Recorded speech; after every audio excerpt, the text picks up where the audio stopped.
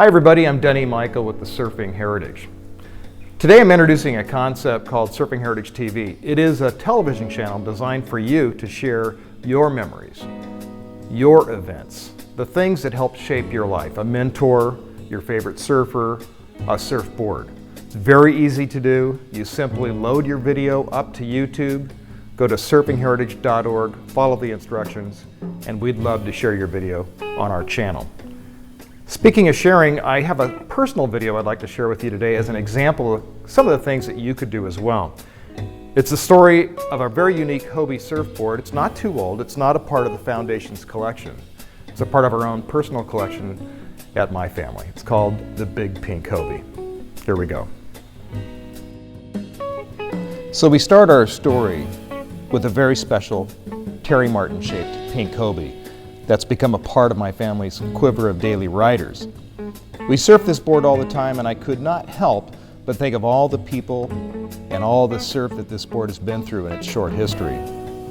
The board's design is a collaboration between Bucky Berry, a Hobie team rider, and Terry Martin, one of the all-time great surfboard shapers. It's known as an Uncle Buck model and is the top nose riding design to date from Hobie surfboards.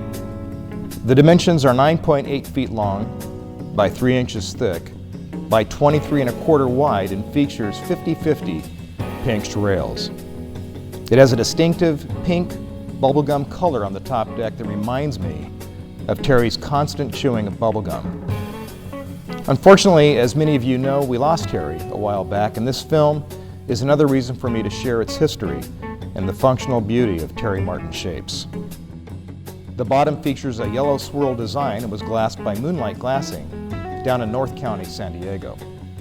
This board is one of the first Uncle Bucks produced around the 2007-2008 timeframe at the original Hobie factory in Capistrano Beach and was surfed for several years by Bucky in various competitive events up and down the coast and, in fact, around the world. Bucky is one of the nicest people you could ever meet, and he's been a fantastic ambassador for Hobie for many years. Part of Bucky's stoke was lending this board out to anyone who wanted to try it or needed a board for a few days or even weeks. As a team rider, Bucky and this board were featured in many advertisements, from a coffee package called Morning Mayhem to many of Hobie's catalogs and in-store advertising. A while back, Bucky was featured riding this board in a longboard movie along with my older son Blake called Crossover. It's been featured in some Japanese advertising as well during the periods from 2008 to 2010. One year, Bucky lent the board to Christian Walk, who took it to the annual Noosaheads longboard competition in Australia. Christian proceeded to win the nose riding event on this board.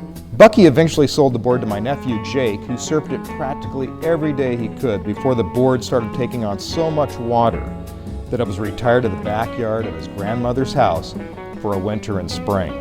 When I got it, the board needed some serious work to get it back in the water. But even then, in its worst state of repair, it was still a great example of a wonderful Terry Martin shape. The repair work needed was more than I was equipped to handle, so I turned to one of Terry's shaping disciples, Donnie Brink. I call this the board's resurrection tour. We finally got the board back and were amazed by how good it looked. It caught the eye of my son Blake, who proceeded to adopt it as his primary rider and surfed the board every day that he could. Blake surfs so hard and stays on the nose so long that he eventually wore down the front end of the board, where it actually started to cave in and create a step deck-like area for his feet. It's also a testament to Moonlight Glassing that it never delaminated. Blake is also very hard on boards with an in-the-water layback. Eventually, one of these moves ripped the fin box right off the board. It required another trip to the repair shop. Eventually, Blake got another board based on the exact template from the Big Pink Hobie.